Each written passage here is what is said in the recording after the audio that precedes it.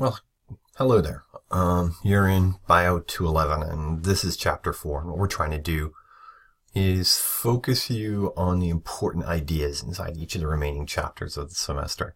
So the overview of Chapter 4 will be broken up into sort of three 10 to 12 minute videos where hopefully what you've done is you've read the book.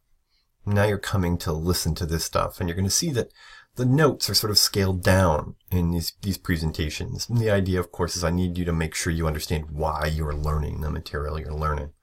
So Chapter 4 is, and you might recall this from the lecture inside the classroom, is that we actually have 4 different tissues in most of the body as you're going along. So it makes no difference where you are. Chances are you're looking at each of these pieces of tissue, and you might recall that inside class, I sort of drew this basic cartoon for you where those tissue types are broken up into excitable portions, and those excitable portions, I'll put E up here for excitable, and that is muscular tissue versus nervous system tissue, and down here you have epithelial tissue and you have connective tissue. And if we want to respond to the outside world, collect information, and then have some signaling happen inside the body, we use the nervous system. We want to actually cause movement inside the body, we might actually activate a series of muscles, but you have to regulate that.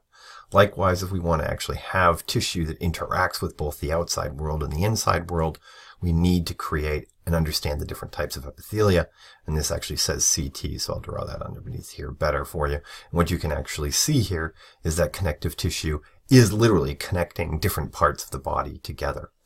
So what I want then is for us to actually be able, so let's move out of here. Let's click on that thing again. Okay, and let's move to the next slide. Okay, so we can actually go over here, do that, and define what tissues are. So hopefully you've seen now that we've moved to what is a tissue. It's a group of cells, and what's important to understand here is that these are embryonic. They came from pretty much 3 types of tissue. That was endoderm, mesoderm, and ectoderm. So endo, right, like you can read that, meso, and ecto.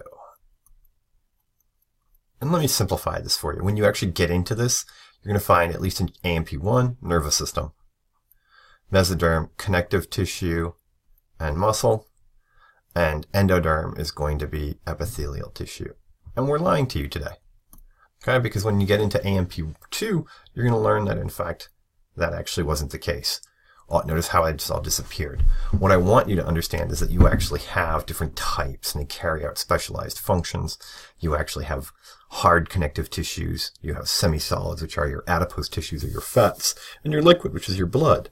And each of these, when we're actually studying them, has a specific set of characteristics that you want to actually see. What I want to do now is just reinforce to you that you actually have these 4 different types.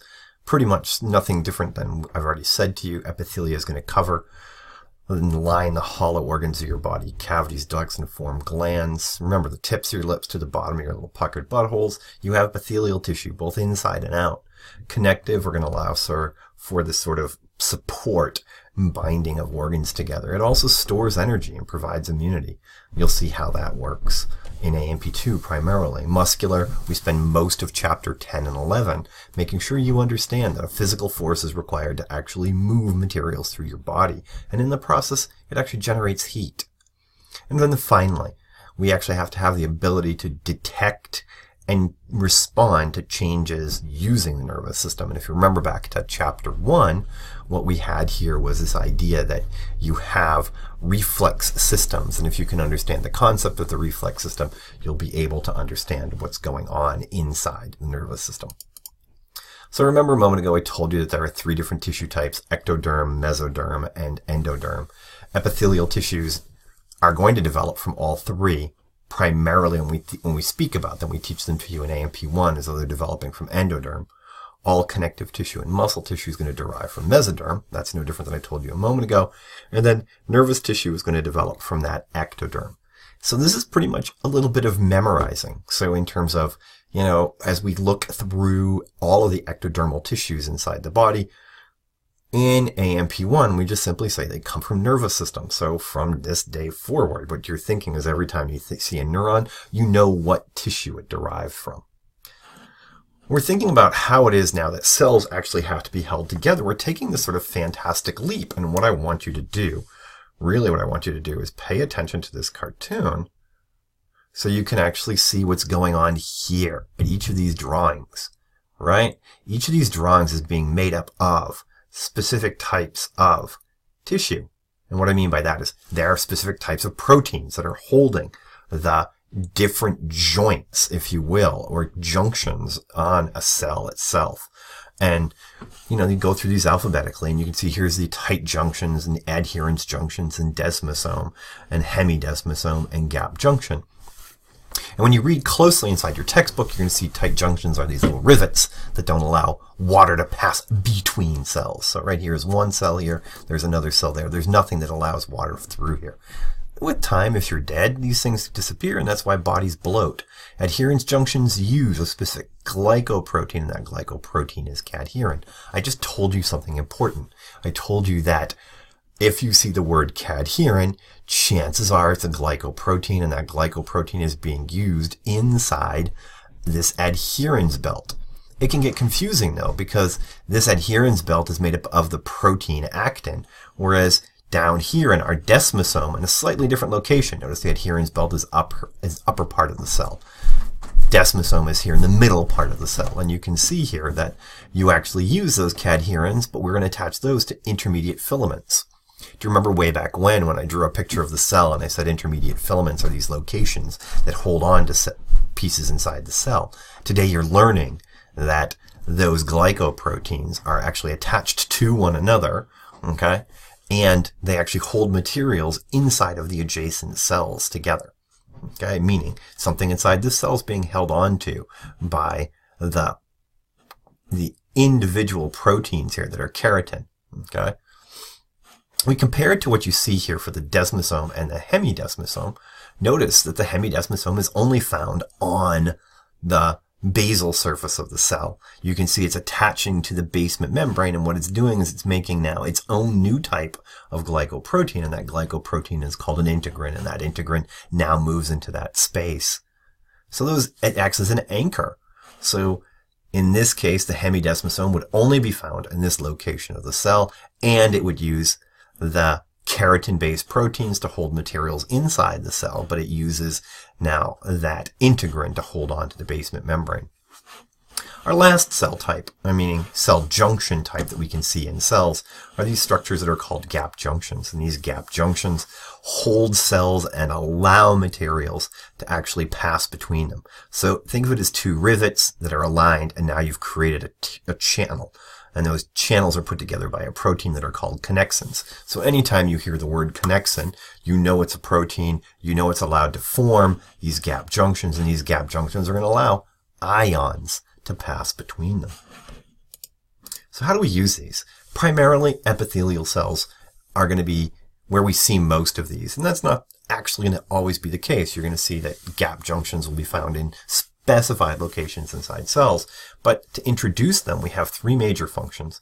They create a selective barrier that regulates movement of materials in and out of the body.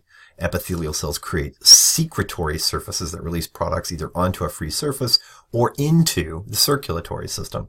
But it's primary, if you think about your skin, it actually has a major role in protecting you from the environment. You have an apical surface, a lateral surface, and a basal surface. And if I just quickly draw something for you here, you can see that if here's a cell, you have apical is the top always. Lateral surfaces are the sides. And just like basement membrane, where we find those hemidesmosomes, that is where you actually see the actual basal surface. So now what we want to do is we want to think about that basement membrane. Whoa, what's going on here? So you can see all of those structures are there.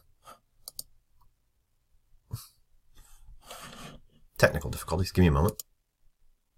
And what you can see here, when you're actually looking at the slide, is that underneath this is the ability to actually create a space that will bind the human body together. So when we actually look.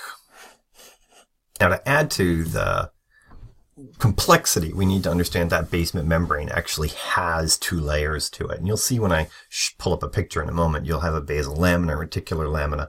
The basal lamina is actually made by the epithelial cells, whatever they are.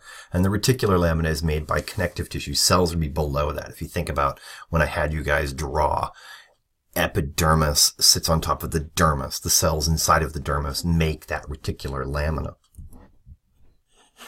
And here's that cartoon where you can see, here's the apical free surface, the lateral surfaces, this makes up that epithelia. There's this, in this cartoon, it's called basement membrane, but in reality, remember, this is all the dermis. And inside here, you have nerve blood supply, and the cells are to make that reticular lamina are right here. So epithelial cells have their own nerve supply. They are avascular. They are cover or lining epithelium, and they can make materials. So specific types of glands can actually store things in specific areas. Where we want to finish up with the epithelial cells, at least before we transition into specification, is how they're arranged. You can have them in terms of layers. What I want you to see here is we name them by a single layer is simple. Pseudostratified here is if you drew a line through them, it looks like they're multiple layers, but it's still only one cell with just multiply dense packed nuclei.